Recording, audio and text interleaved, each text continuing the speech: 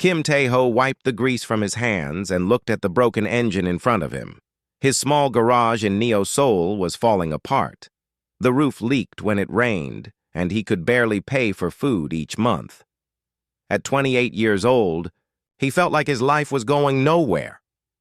The bell above his door rang as someone walked in. Tae-ho looked up and nearly dropped his wrench.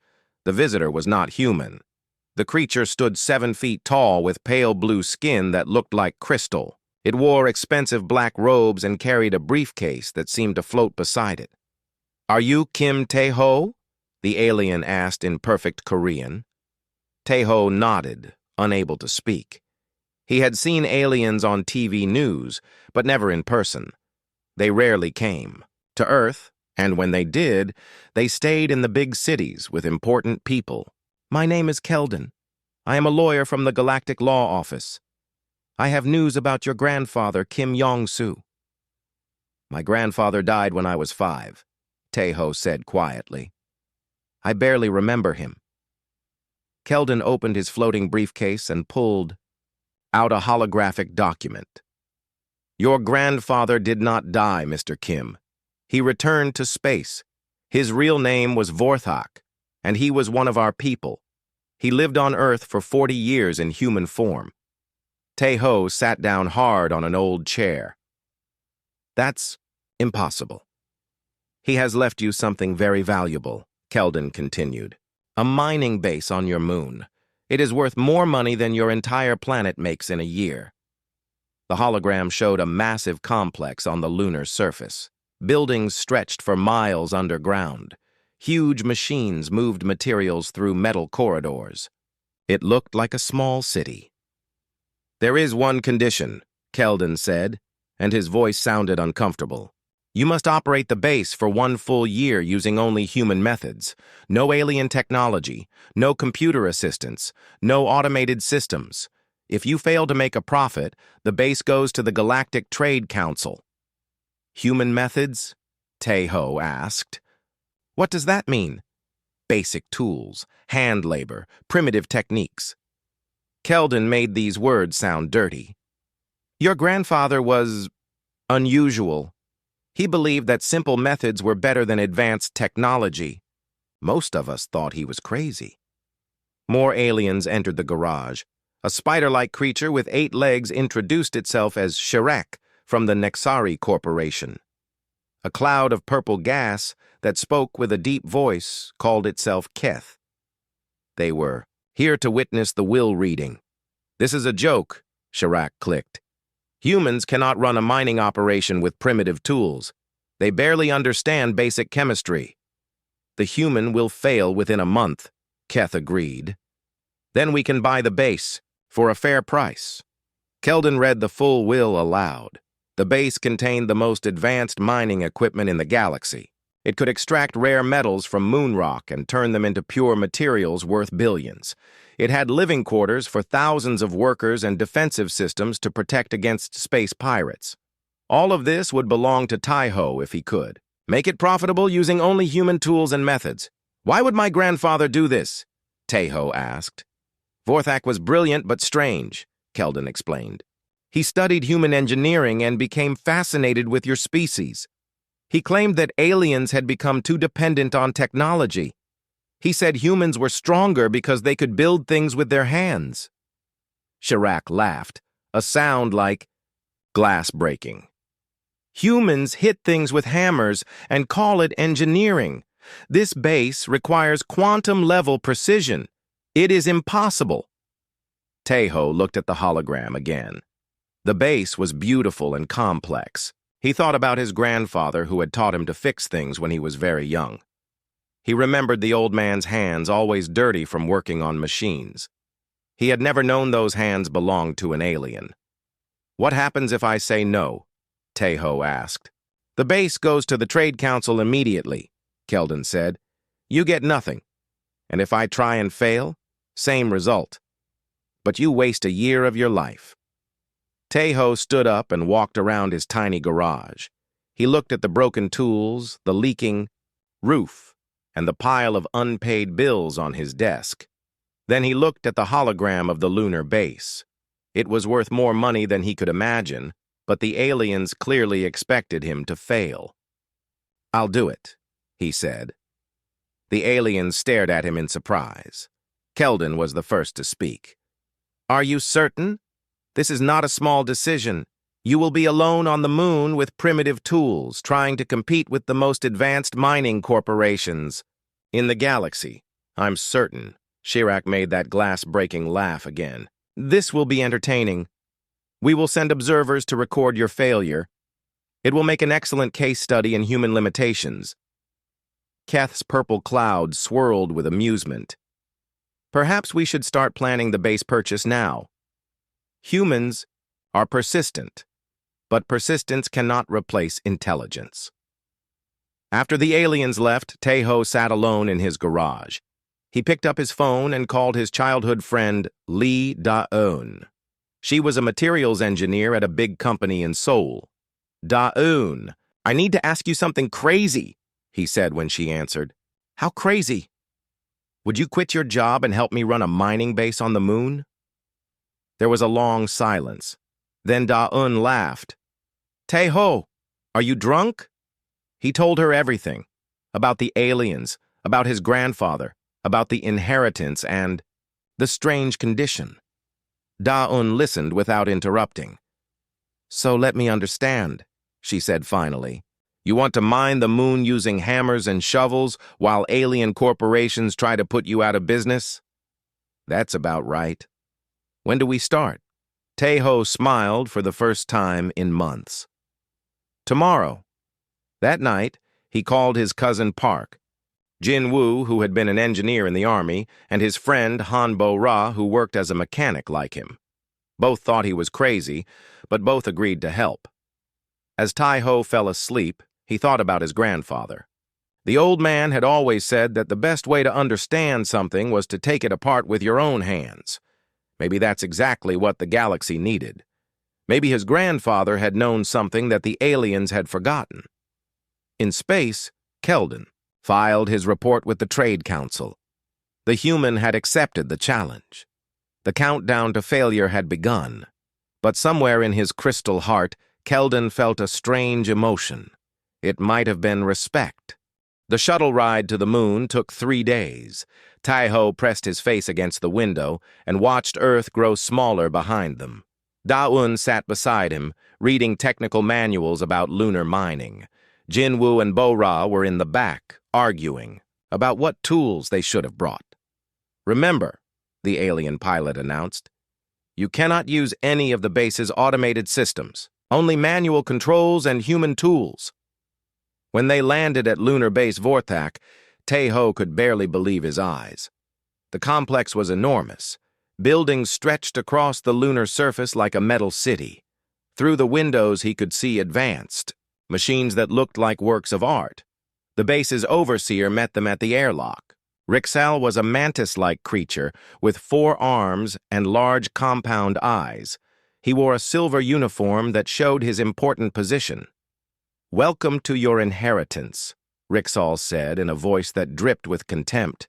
"I have been ordered to shut down all automated systems and computer assistants. You will have access only to manual tools and basic life support." As they walked through the base, Rixal pointed out everything that Taeho could not use.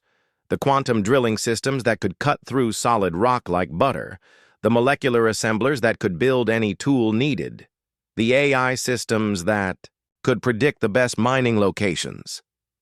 "Your grandfather built this base using the most advanced technology in the galaxy," Rixal explained. "Without it, you are trying to dig for gold with a spoon." Bo-ra pulled a toolbox from their supplies and opened it. Inside were hammers, wrenches, wire cutters, and other basic tools that would look normal in any human garage. Rixal stared at them like they were ancient artifacts. "You plan to mine lunar ore with those?" he asked. "These tools built every city on Earth," Jin-woo replied. "They'll work here too." Rixal led them to the main mining chamber. The room was the size of a football stadium, filled with alien machines that hummed with power. But when Rixal pressed a button, everything went silent. The machines shut down, and the room filled with ordinary electric lights. The drilling targets are in Section 7, Rixal said. The ore quality scanners show valuable metals 300 meters down. Of course, without quantum drills, you will never reach them. Tejo walked to the mining face and touched the rock wall. It felt cold and hard under his gloved hands. He pulled out a basic geological hammer and tapped the surface. The sound echoed through the chamber. Da-un, what do you think? He asked. Da-un knelt beside the wall and examined the rock closely. She had studied lunar geology in school, but seeing it in person was different. The rock is basalt, but there are mineral veins running through it. If we follow the natural cracks, we might be able to break it apart without heavy drilling. Over the next week, they developed their strategy. Jin Wu used his military engineering skills to set up basic explosive charges. Bo-Ra rigged electric motors from their earth supplies to power simple drilling equipment. Da-Yun mapped the rock formations using nothing but her eyes and a magnifying glass. The alien observer arrived on the 8th day. Vilik was a Nexari Corporation representative, similar to Chirac but smaller. He set up recording equipment to document the human's efforts for his corporate masters. Day 8 of the human experiment, Vilik spoke into his recorder. The subjects are using metal tools to strike rocks. They communicate through mouth sounds and written symbols. Their progress is remarkably slow. But Tejo's team was learning. When their first drilling attempt failed, they tried a different approach. Instead of fighting the rock's natural structure, they worked with it. They found weak points where water had once frozen and expanded, creating cracks they could widen. "Look at this," Da-Un called out during their second week. She was examining a piece of broken rock under a simple microscope. The mineral deposits are purer here than the computer scans showed. The quantum scanners missed the quality because they were looking for quantity. Their breakthrough came on day 15. The advanced alien drilling system had failed against a crystalline formation that confused its sensors. The quantum drills kept trying to cut through the hardest part instead of going around it. Tejo studied the formation with his grandfather's old geological tools. He could see what the computer could not. The crystals formed a natural barrier, but there was a weak point where softer rock created a path underneath. Using basic percussion drilling and Bo-Ra's improvised equipment, they broke through the barrier in 3 hours. Behind it, they found a massive deposit of rare earth metals that gleamed like treasure in their flashlight beams. "Impossible," Rixal muttered when he saw the results. The quantum systems analyzed that formation for months and declared it impenetrable. "The computers were right about the crystals," Tejo explained. "But they didn't understand that we don't have to go through them. We can go around." Daeyun's next discovery was even more important. The alien processing systems used molecular manipulation to extract metals from ore. It was fast and efficient, but it left trace contamination that reduced the final purity. Human thermal processing was much slower. They had to heat the ore in simple furnaces and separate the metals by hand. But the result was purer than anything the alien systems could produce. "Our crude heating method actually burns away the impurities," Daeyun explained to a bewildered Rixal. "Your molecular systems are too precise. They leave microscopic contamination that our method eliminates." By the end of their first month, they had produced 3 tons of ultra-pure rare earth metals. The materials were so clean that Galactic markets paid premium prices for them. Vilik's reports became increasingly confused. "The humans are producing superior results with inferior methods. This contradicts all known principles of technological development. Request guidance from corporate headquarters." Rixal contacted his supervisors with similar concerns. "The human operation is successful. They are extracting higher quality materials than our quantum systems. I do not understand how this is possible." Word began to spread through galactic trade networks. Other alien corporations sent their own observers. Scientists from the Galactic University requested data about human methods. Military analysts wondered if humans had secret technology they were hiding, but Tejo knew the truth. They weren't using secret technology. They were using something the aliens had forgotten. They were using their hands, their eyes, and their minds to understand the work instead of letting machines do the thinking for them. "My grandfather was right," Tejo told Daun as they watched their third successful extraction. "Sometimes, the best tool is the one connected to your brain." As their second month began, more observers arrived. The human experiment was no longer a joke. It was becoming something that made the galaxy very nervous. If humans could succeed with primitive methods, what did that say about everyone else's expensive technology? In corporate boardrooms across the galaxy, executives began asking uncomfortable questions. And on Luna, 4 humans with basic tools continued to prove that sometimes the simplest solution was the best one. News of the human success traveled fast through galactic communication networks. What had started as entertainment for bored alien executives was becoming a serious concern for the Galactic Trade Council. If primitive humans could operate profitably, without advanced technology, it raised dangerous questions about the entire galactic economy. Tejo noticed the change when he woke up on day 45. Through the base's observation windows, he could see 3 new ships in lunar orbit. Yesterday, there had been only Villick's small scout vessel. Now massive corporate cruisers hung in space like metal predators. "We have new visitors," Rixal announced during their morning briefing. His voice carried a nervousness that hadn't been there before. "Representatives from several major civilizations have requested permission to observe your operation." The first new observer was Dr. Lux, a being of pure energy from the Zephyrian Collective.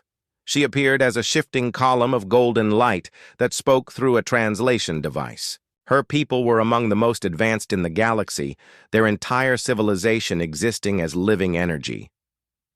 "I have studied your species from afar," Dr. Lux told Tejo during their first meeting. "Your problem-solving methods are unusual.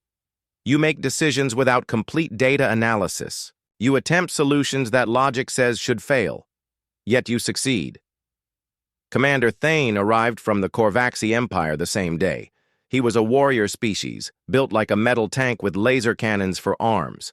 The Korvaxi were the galaxy's military. Power and their technology could destroy entire planets. "Your success concerns my government," Commander Thane stated bluntly. "If humans can achieve results with basic tools, it suggests our advanced weapons may be unnecessary. This could destabilize military balance throughout the galaxy." The strangest visitor was Node Prime from the Ethereal Collective.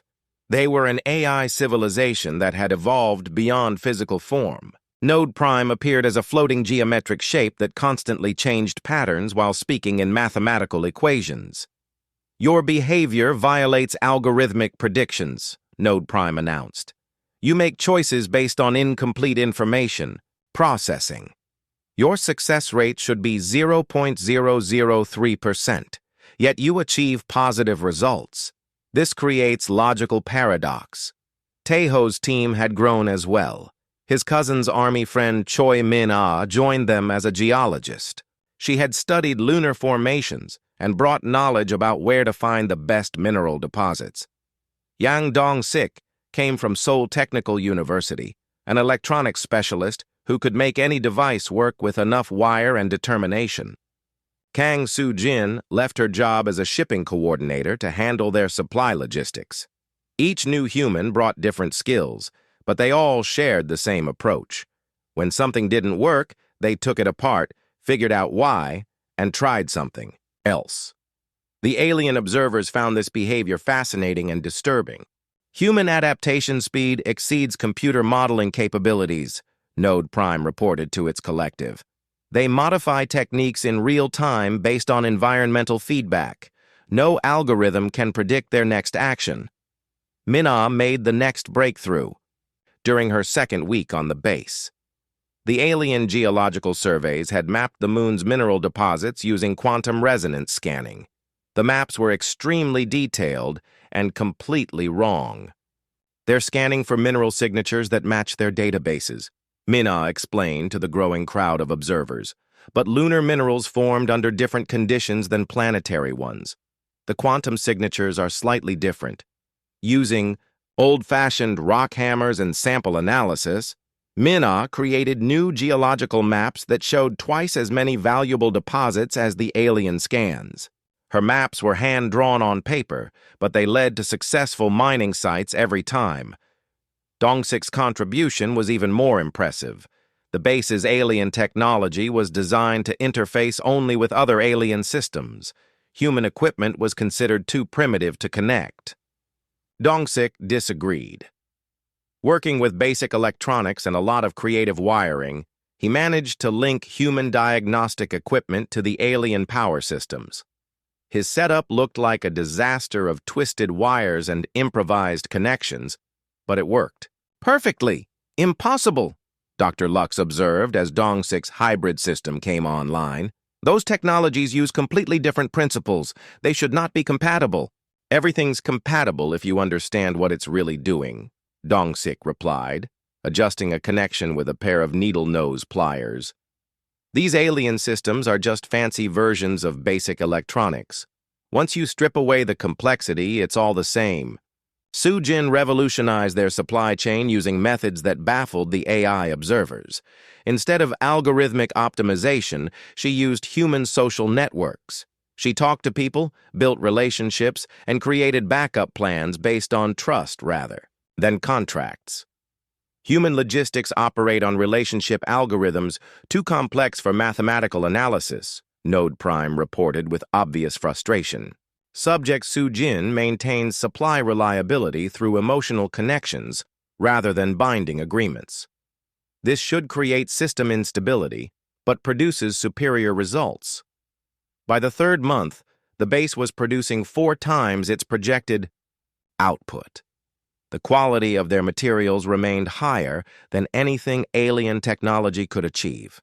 More importantly, they were doing it at a fraction of the cost. This success began to worry the corporate observers. Vilik sent increasingly urgent reports to Nexari headquarters. If humans could mine profitably with basic tools, why did anyone need expensive alien mining licenses? The sabotage attempt came during their 4th month. Someone introduced nanoscale disruptors into the base's power systems. The devices were designed to cause gradual system failures that would look like normal wear and tear. The alien observers expected this to end the human experiment. Without reliable power, the base would become uninhabitable within days. Advanced alien technology required quantum-stable power sources that the disruptors would destroy. But Jinwoo's military engineering background had prepared him for exactly this situation. He had built backup power systems using human technology that could operate independently of the alien grid. EMP-hardened equipment, he explained to the shocked observers as he switched to manual power systems. We designed these for warfare conditions where electronics get fried. A few nanobots can't hurt them. While the alien systems crashed throughout the base, the humans continued working with their backup power. Their basic equipment kept running, while million-credit alien machines sat silent and useless. The sabotage failed, Dr. Lux observed with what might have been admiration. The humans prepared for technology failure. Their redundant systems operate on principles immune to quantum disruption. Commander Thane was less pleased. These humans are more dangerous than our intelligence suggested. They don't just use primitive technology, they use it strategically. As their 6th month approached, the base was not only profitable but pioneering new extraction techniques that other species wanted to learn. Trade delegations arrived asking to purchase human-processed materials. Scientists requested permission to study human mining methods. But in the corporate boardrooms and government chambers across the galaxy, a different conversation was taking place. The humans weren't just succeeding. They were proving that the entire galactic technology industry might be unnecessary. Vilik received new orders from Nexari headquarters. Observation phase complete. Begin preparation for intervention protocols. Commander. Thane got similar instructions from the Korvaxi military command. Human operation represents potential threat to established order. Prepare contingency response. Even Node Prime was directed by the Ethereal Collective to resolve the logical paradox through data termination. The aliens had tried to dismiss human success as luck. They had tried to sabotage it through technology. Now they were preparing to end it through force. But on Luna, Tejo and his team continued their work, unaware that their success had made them the most dangerous beings in the galaxy. They had proved that simple tools and human thinking could challenge an entire civilization. That was a lesson the aliens could not allow others to learn. The real test was about to begin. Ambassador Krelthon arrived at lunar base Vorthak with enough firepower to destroy a small planet. His enforcement fleet consisted of 12 heavy cruisers from the Galactic Trade Council, each one bristling with weapons that could turn the moon's surface into glass. Tejo watched the ships take position around Luna through the base's observation deck. The alien vessels were beautiful and terrifying, their hulls gleaming with energy shields that bent starlight into rainbow patterns. "Impressive show of force," Daun commented, standing beside him. "Think they're here for a friendly visit?" "Probably not," Tejo replied. After 6 months of alien observers, he had learned to read their body language. The tension in the base had been building for weeks. Even Rixel seemed nervous, constantly checking communications from his superiors. Ambassador Krelthon materialized in the base's main conference room using a transport beam that turned matter into energy and back again. He was a tall, elegant being with silver skin and robes that seemed to be made of liquid starlight. Everything about him radiated authority and barely contained annoyance. "Mr. Kim Tae-ho," the ambassador began without preamble, "your operation here has created significant concern throughout the galactic community. We are here to address serious safety violations and technological contamination risks." "What violations?" Tejo asked. He had been careful to follow every term of his grandfather's will. They used only human tools and methods, just as required. "Your primitive techniques are producing materials that do not meet galactic safety standards," Krelthon explained smoothly. "The molecular structure of your processed ores shows contamination patterns that could be dangerous if they spread throughout our technology networks." Dr. Lux flickered with what might have been surprise. "Ambassador, my analysis shows human processed materials are actually purer than standard galactic products." "Your analysis is incorrect," Krelthon stated firmly. "Our experts have determined that these materials pose an unacceptable risk. Therefore, this operation must either upgrade to approved galactic standard equipment immediately or face closure for public safety." Tejo understood what was really happening. The aliens weren't concerned about safety. They were worried about economics. Human success with primitive tools was making their expensive technology look unnecessary. "And if we upgrade to your equipment?" Tejo asked.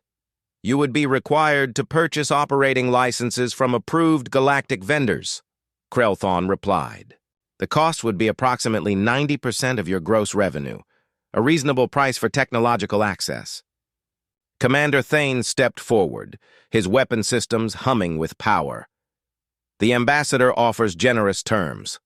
Compliance is strongly recommended." Tejo looked around the conference room at his team.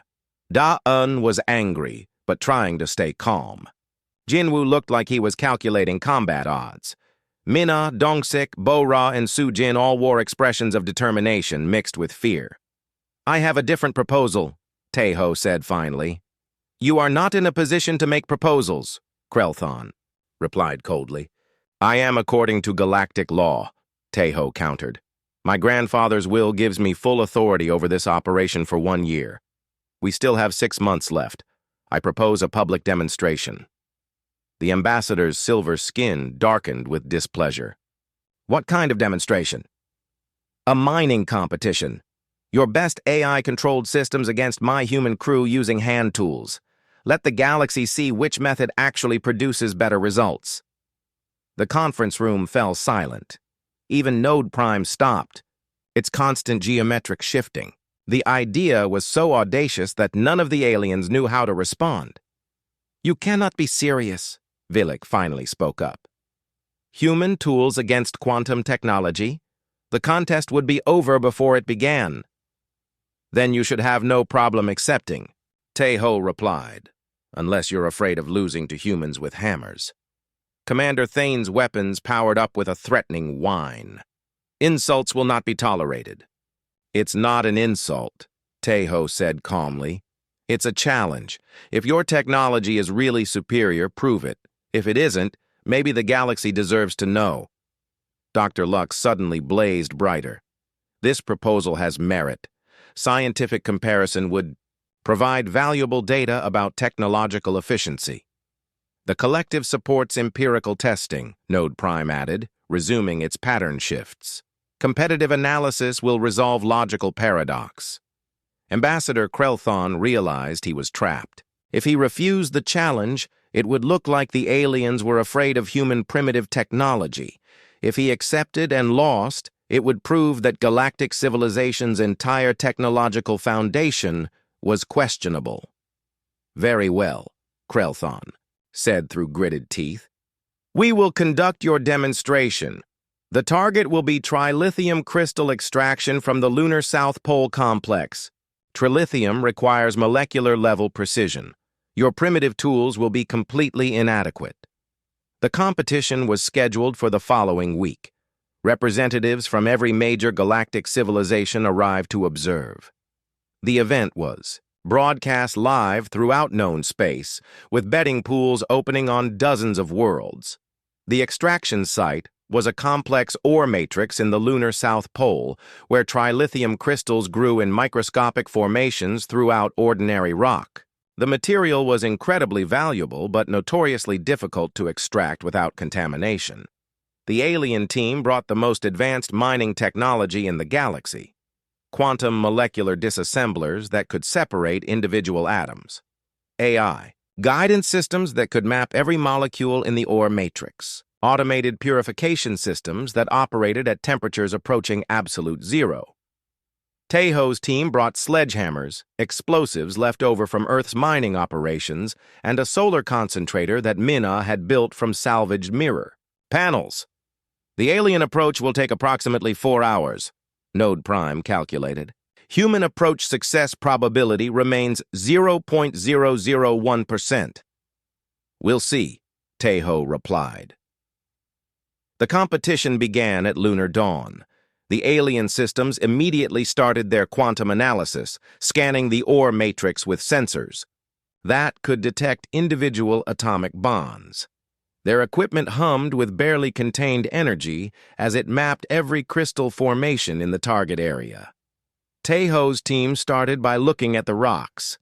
Minna studied the geological formation with a magnifying glass and her grandfather's prospecting tools. She found what the quantum scanners had missed. The trilithium crystals didn't grow randomly. They followed fracture patterns in the rock created by ancient meteor impacts. "See these stress lines?"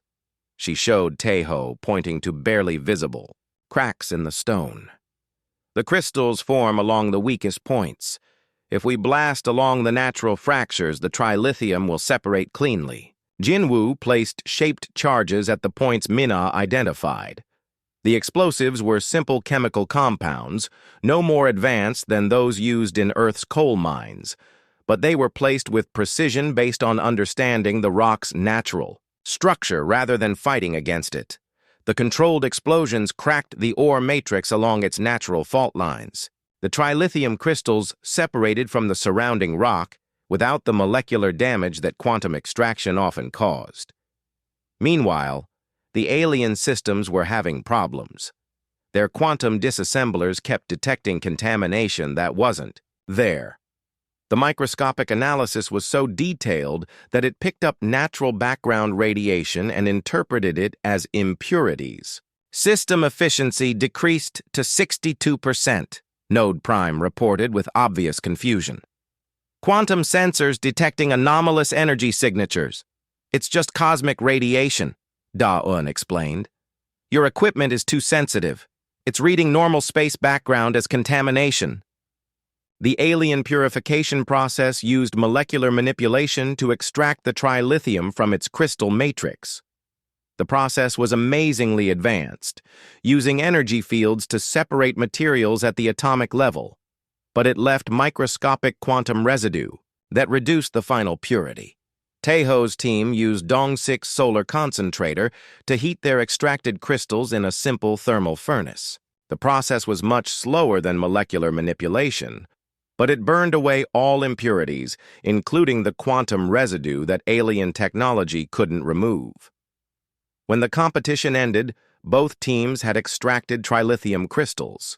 The alien systems had produced larger quantities in less time, but laboratory analysis showed that the human-extracted crystals were 99.7% pure, while the alien crystals contained quantum contamination that reduced their purity to 94.1%. The results sent shockwaves throughout the galaxy. Commodity markets fluctuated wildly as traders realized that human primitive techniques were producing superior materials. Technology stocks crashed as investors questioned the value of expensive galactic equipment. "How is this possible?" Ambassador Krelthon demanded. "Our molecular systems are the most advanced in the galaxy." "That's the problem," Taeho replied. "They're too advanced. They can manipulate individual atoms, but they can't understand what they're manipulating. Our thermal process is simpler, but it works with the natural properties of the materials instead of fighting against them." Dr. Lux flickered with excitement. The human approach achieves superior results through understanding rather than control. Fascinating. News of the competition results spread instantly through galactic communication networks.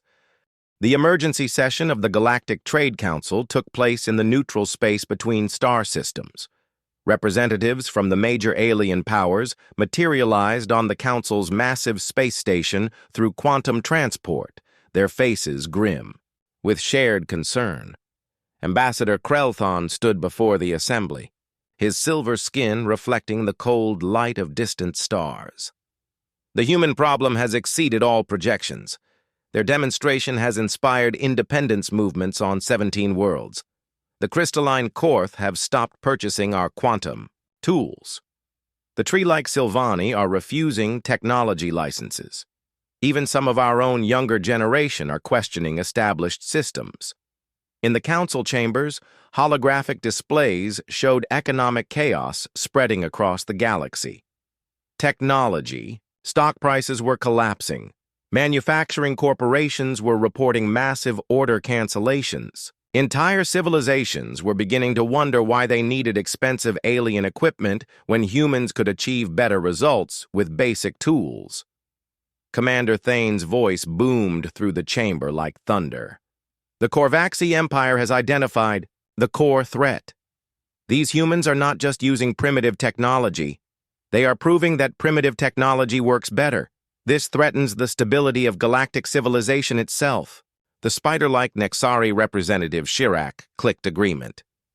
"Our economic projections show catastrophic revenue loss if human methods spread. We estimate 30% of all technology licenses become unnecessary within 5 years. The Daksh, foundation of interstellar commerce, collapses. Node Prime's geometric form shifted through complex patterns of anxiety. Human success creates logical paradox throughout AI networks. If primitive methods achieve superior results, what justifies advanced computation? Collective consciousness experiencing systematic doubt for first time in millennium." But back on Luna, Taeho and his team remained focused on their work, unaware that their success had made them targets of a galactic conspiracy. They were entering their 8th month of operation, with only 4 months left to fulfill the terms of the will. The first sign of the new threat came when their supply shipments from Earth stopped arriving. Sujin discovered that every shipping company that had been working with them had suddenly received regulatory violations that prevented them from traveling to Luna. "It's coordinated," she reported to Taeho during their morning briefing. 12 different companies all receiving notices on the same day about safety protocols they've been following for years. Someone is cutting our supply lines. The second attack was more subtle. Dr. Lux detected quantum interference patterns in the base's communication systems. Someone was jamming their transmissions to Earth using technology so advanced that even she couldn't identify its source. The interference follows no known pattern, Dr. Lux explained, her energy form flickering with concern. It appears designed to isolate you from outside contact while making the disruption look like natural space phenomena. But the most serious threat came from an unexpected source. A message arrived through channels that bypassed the communication jammers. It was from the crystalline Korth, one of the galaxy's oldest civilizations. "Human friends," the message began in broken Earth standard. "We are speaking in secret. Your success brings hope to our people. For 1,000 years, we buy alien technology because they say we are too primitive to build our own. But your demonstration shows that simple methods can work better. Some of our people want to try old ways again. Alien governments are angry. They plan to stop you before more species learn truth." Similar messages arrived from the Sylvani tree cities and the ocean-dwelling Tethys. Species across the galaxy were beginning to question their dependence on expensive alien technology. The demonstration had inspired more than just economic changes. It was starting a revolution of independence. The realization hit Tejo like a physical blow. "We're not just mining crystals anymore. We're threatening their entire system of control." "Control through dependency," Da Yun agreed. "If everyone needs alien technology to survive, then everyone has to follow alien rules. But if people can build things themselves, then they don't need alien governments telling them what to do," Jinwu finished. The attack came 3 days later, just as Luna's orbit brought them around the far side of Earth's moon. A combined fleet from the major alien powers dropped out of hyperspace and took attack positions around the base. Ambassador Krelthon's voice echoed through the base's communication systems. "Mr. Kim Tae-ho, you have violated numerous galactic safety protocols. Your operation represents a clear and present danger to civilized space. You have 15 minutes to evacuate before we begin sterilization procedures." "Sterilization?" Tae-ho asked. "Complete destruction," Commander Thane clarified with satisfaction. "The base, the equipment, and all evidence of your primitive techniques will be eliminated. The galaxy will be told that lunar conditions proved too dangerous for human occupation." Tae-ho looked around the base's command center at his team. They were outnumbered, outgunned, and completely cut off from help. The alien fleet could destroy them with a single salvo from their quantum weapons. But humans didn't surrender easily. "Bo-Ra, can you get the old defensive systems working?" Tae-ho asked. "The alien weapons won't activate without quantum targeting," Bo-Ra replied. "But I might be able to rig something with car batteries and copper wire." "Dongsik, how are our communications?" "Still jammed, but I've been working on a backup system using ham radio techniques. If I can boost the signal, we might reach Earth." "Jinwu, defensive positions?" The base was built for mining, not warfare. But human steel resists energy weapons better than alien materials. We might be able to hold them off for a while. As they prepared for battle, Dr. Lux made a shocking revelation. "My people have been enslaved by technology dependency for millennia," she confessed. "We gave up our ability to create anything ourselves in exchange for convenience. Your independence terrifies our leaders because it shows that we chose slavery voluntarily." The first alien assault came exactly 15 minutes later. Energy beams that could vaporize mountains struck the base's defensive shields. The alien generators overloaded immediately, leaving them defenseless, except for the backup power systems that Jinwu had built using human technology. While million-credit alien defenses failed, basic human engineering kept their life support running. Bo-Ra's improvised weapon system came online, firing projectiles using chemical explosives instead of energy beams. The aliens expected easy victory against primitive defenses. Instead, they encountered something they had never faced before: Human weapons that didn't rely on quantum targeting or computer guidance. Defense systems that adapted in real time based on human observation rather than programmed responses. Impossible, Commander Thane reported to his fleet. Their defensive patterns show no algorithmic structure. We cannot predict their next response. Minna had converted the mining explosives into defensive charges that detonated based on sound.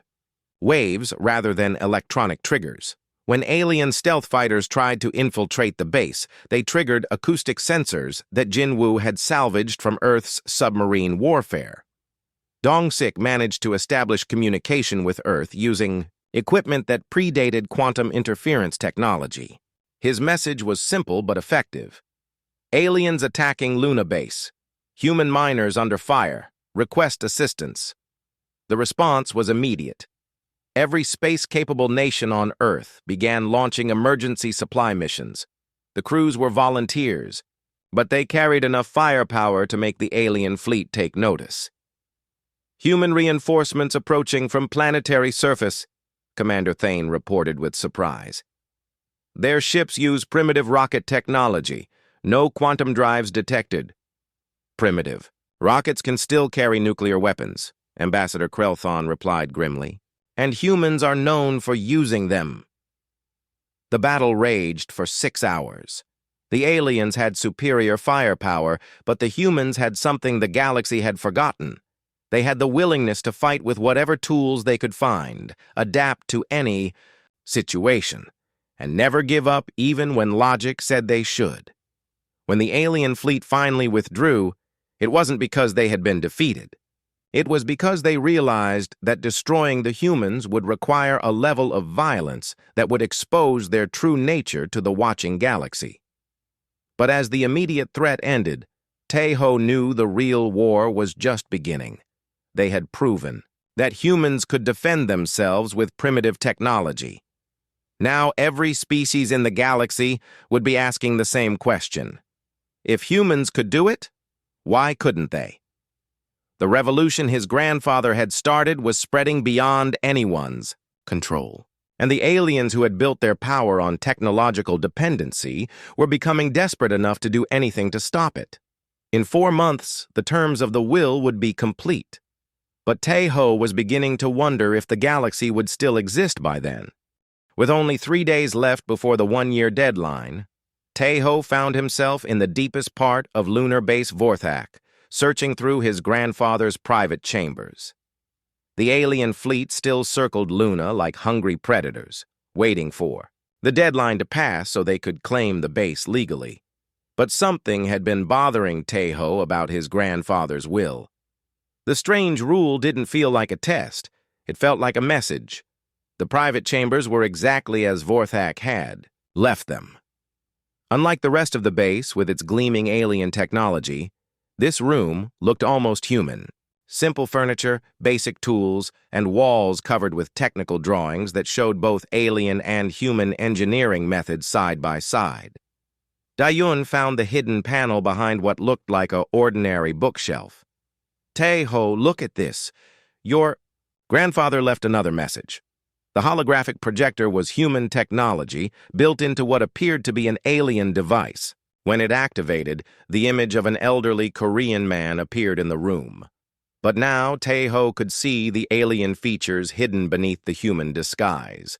The 2 bright eyes, the slightly wrong bone structure, the way his grandfather's hands moved with inhuman precision. If you are watching this, Vorthak's image began in Korean, then you have succeeded beyond my greatest hopes. You have proven that humans can achieve what the galaxy believes impossible. But the real test was never about mining crystals or making profit. It was about showing the universe that there is another way. The hologram gestured to the walls around them, and suddenly the simple technical drawings came alive with light. They showed the evolution of technology across dozens of civilizations, all following the same pattern. First, species developed basic tools and learned to solve problems with their own hands and minds. Then they encountered galactic civilization and traded their independence for convenience. Every advanced species in the galaxy follows the same path, Vorthak continued. They become dependent on technology they do not understand, controlled by civilizations that profit from that dependence. They forget how to build, how to create, how to solve problems without being told the solution. More images filled the air.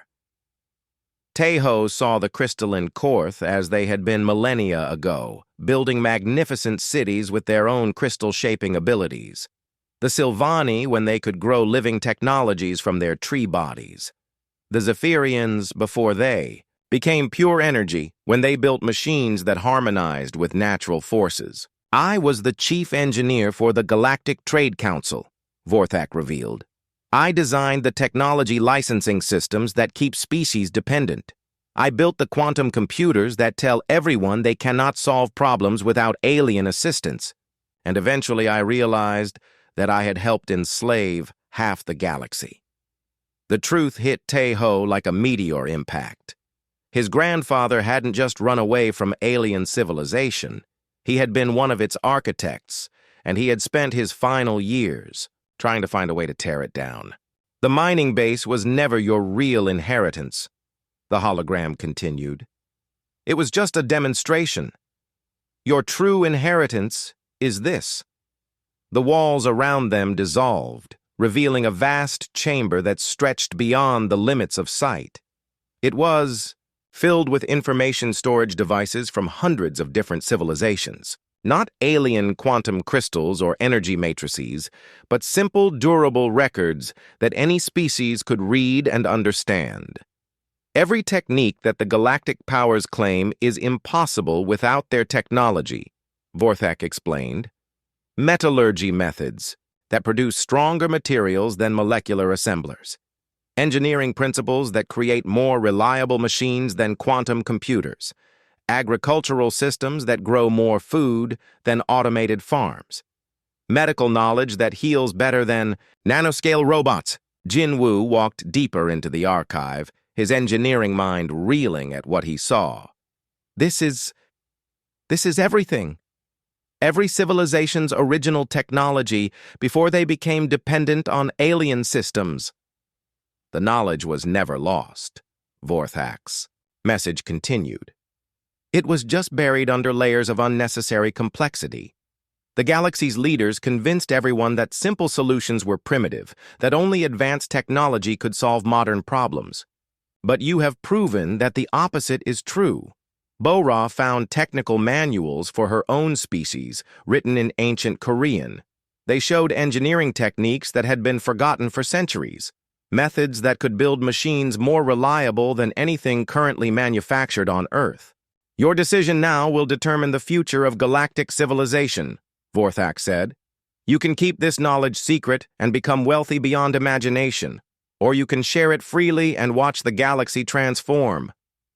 Tejo looked around at his team. They had spent a year proving that humans could succeed with simple tools and basic techniques. Now they had the power to teach every species in the galaxy to do the same thing. What do you think he would want us to do? Daun asked. I think he already told us, Tejo replied. He spent 40 years on Earth learning how humans solve problems. He didn't do that to make us rich. He did it to give us the tools to set everyone free. On the final day of the year deadline, instead of simply claiming ownership of the base, Tejo did something that shocked the entire galaxy.